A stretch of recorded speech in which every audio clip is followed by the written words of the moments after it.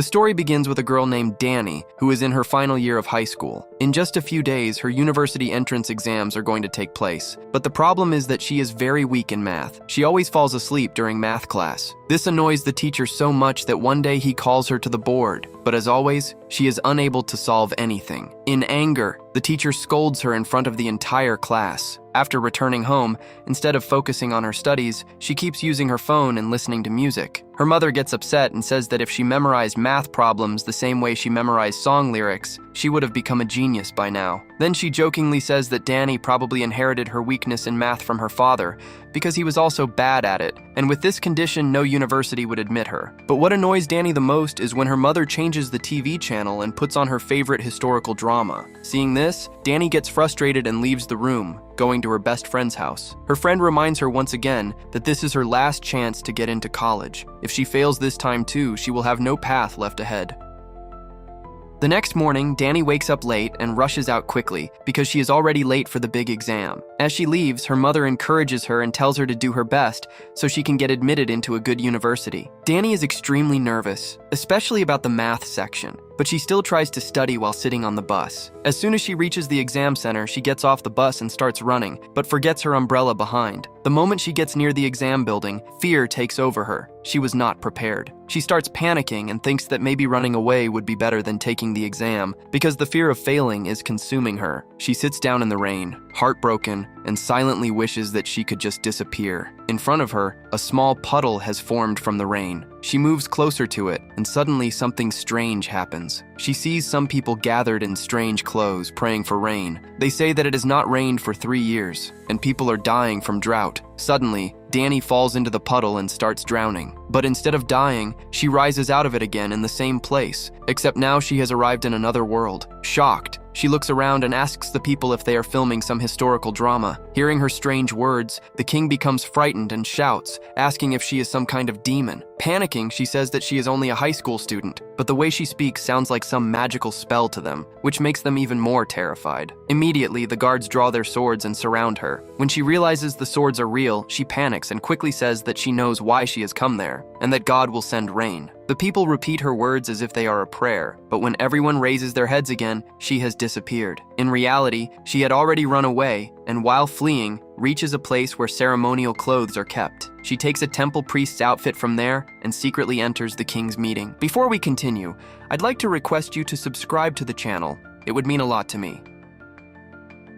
During the meeting, the king suddenly announces that they must abandon superstition and learn science and mathematics to solve the problems of the kingdom. But the chief priest opposes him. He says this way of thinking is dangerous, that math is also another superstition, and that it is impossible to understand nature through equations. He claims that the real reason for the drought is that the heavens are angry with the king, and the only way to bring rain is for the king to perform a sacred ritual with the queen. Meanwhile, Dany quietly slips out of the meeting and starts searching for her phone, but she gets caught again. While waiting for the king to arrive, she thinks that perhaps when the rain begins, she will be able to escape from there. But the king surprises her by saying that it has not rained for 3 years, and the truth is that he does not even like rain. He orders that she be executed immediately. Hearing this, she panics and begs them to stop, saying that she is only a student from the future who arrived there by accident. She tries to convince the king that she knows a lot about history. When that does not work, she quickly claims that she is also very talented in math. Hearing this, the king becomes interested and stops her punishment. He says that she must prove herself first. He gives her a question based on mathematics. At first, she nervously says that she cannot even understand what is written, but as soon as she realizes it is the easy one, she solves the problem immediately. The king is left astonished. He says that his own scholars would take 3 days to solve such a question. From that moment on, everyone begins respecting Dany as Joseon, meaning a male scholar. The king gives her a mission: teach the people math. If she succeeds, he will allow her to return home. But the very first student is the king himself, and she is shocked to learn that he cannot even count properly. She patiently starts teaching him from the beginning: numbers, addition, subtraction, and then multiplication. Eventually, they begin preparing for a math contest against a musician from a rival city. If Dany loses, she will be punished. She boldly challenges the king, and whenever he makes mistakes, she even hits him in frustration. The guards immediately rush inside and prepare to kill her for touching the king. but the king stops them and laughs the matter off. Whenever the queen comes to visit, they quickly hide all the math papers and pretend they are practicing music. One day, the king notices that Dany is weak from hunger. He invites her to eat with him, but she does not like the food there, so she takes the king into the kitchen. Taking a few things out of her bag, she makes delicious instant noodles. The king enjoys them greatly, even though they are very spicy. When she offers him water, he refuses and says that he likes the heat. The next morning, the entire palace hears his screams. When Dany goes to check, she discovers that he has tied a protective charm to his ear because he thinks she has cursed him. Rolling her eyes, she says, "Those were only noodles, not some black magic. It was simply the chili attacking his stomach." Hearing this, he asks, "What is a stomach?" Then Dany sits down and explains the stomach to him, tells him about the intestines, and even about the heart. She says that if he places his hand on his chest, he will feel the heartbeat, but he says that he cannot feel anything. She smiles and says that it is fine. One day, when he falls in love with someone, he will feel it himself. The king is deeply impressed by her knowledge. He begins to see her as a great scholar. That is why he says that now she must also teach the royal scholars of Palace, not only math, but everything from science to agriculture. That same night, he gives her a tangerine. She eats it immediately and thanks him. But the king becomes offended for some reason. He says that she is a wanderer and she should have preserved that fruit for at least 3 days. She does not value blessings. She laughs and says, "It is only a tangerine. Do not be so dramatic." Later, the two of them go to the palace courtyard to play ball. She makes him run for the first time in many years.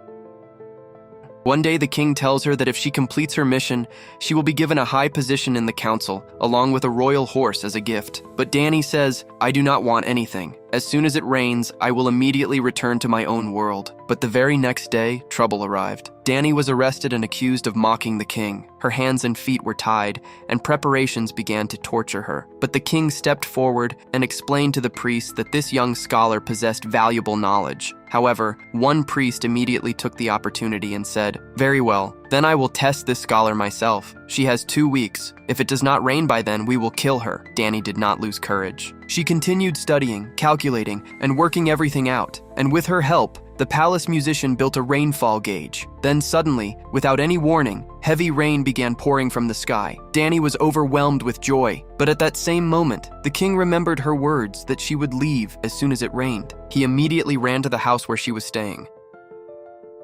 There he saw her standing in front of the rain gauge, crying with emotion. The king said, "You must leave this place immediately. I have arranged everything. A ship heading to Ming is waiting for you." But she shook her head. She said, "I have spent my whole life running away. I even ended up here because I wanted to run away from my own world."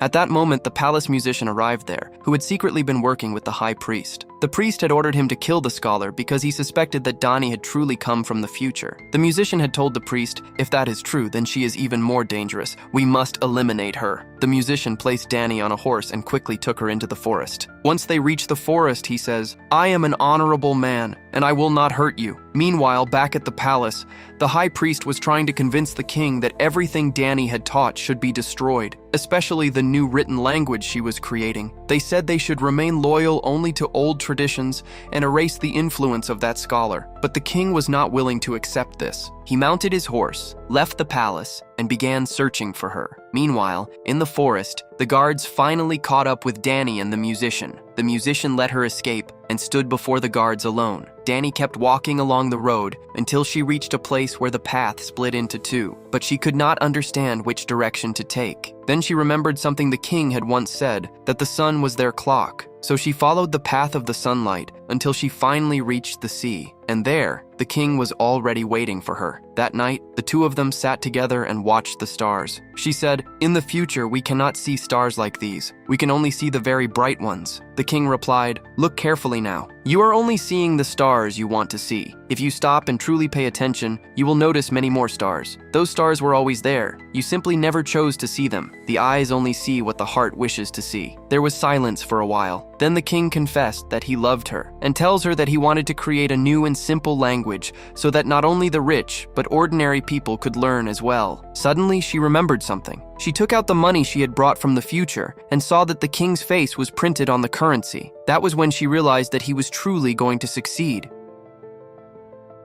When the king returned to the palace, he announced that those who served the people well would be paid a salary. To everyone's surprise, the high priest agreed with this idea. He said, anyone who benefits the people should be rewarded. But the rest of the court did not agree with him. They believed that Dany should either be exiled or killed because she is teaching all these things to king. Despite this, Dany continued secretly teaching the king everything: math, writing, and reasoning. One day, while walking through the palace, she saw the queen secretly eating food. The queen had been forbidden from eating too much, so that her weight would not increase, and her beauty would remain unchanged. Dany gave her a cup of instant noodles. The queen accepted it. While eating, the two of them began talking. From that moment on, they became close friends. A few days later, the queen went to the king and said that she knew everything about his feelings for Dany. She had even told the queen mother that Dany should become one of the king's concubines. Suddenly, Dany was thrown into preparations she did not understand at all. The palace maids were dressing her, putting clothes on her, and applying makeup. She had no idea what was happening. Then she learned that she was being sent to the king during his afternoon rest time, and that she was going to become his first woman. The moment she understood this, she panicked. She immediately escaped from those crazy people and ran away. A headmaid quickly informed the king that she had fled on the way to the palace. The king went out searching for her and eventually found her, but he grabbed her arm and took her into a room. He tells her that, "Do not worry, I am not going to eat you. The truth is, my mother is very stubborn, and no one can easily convince her, so just play along for a while."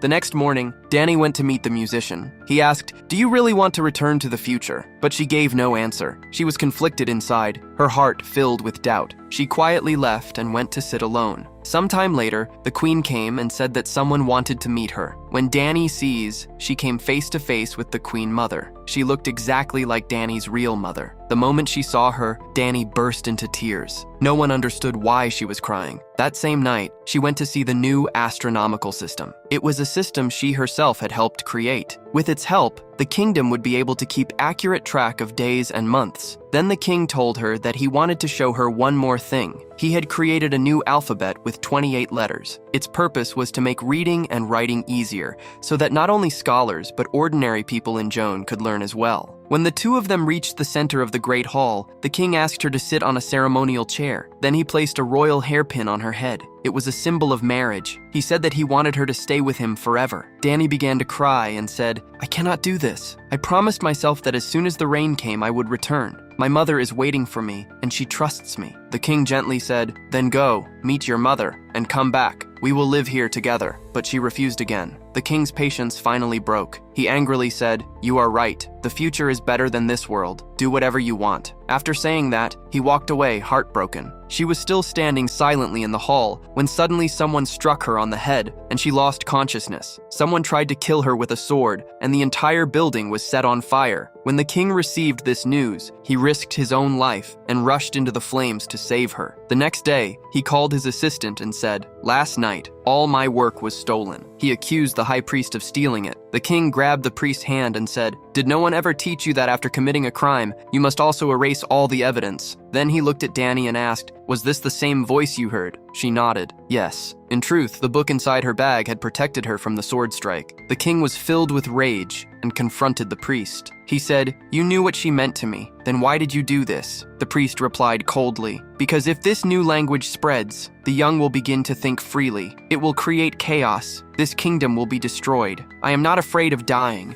I am afraid of the disorder that will ruin the future." The king answered, "Even if you try to stop it, I will still create this writing system for the people. I want to become the kind of man who creates a path for people's dreams to come true. Why should we fear a future we will never even see and know nothing about?" But the priest was unmoved. He fell to his knees and said, "Punish me and end all of this."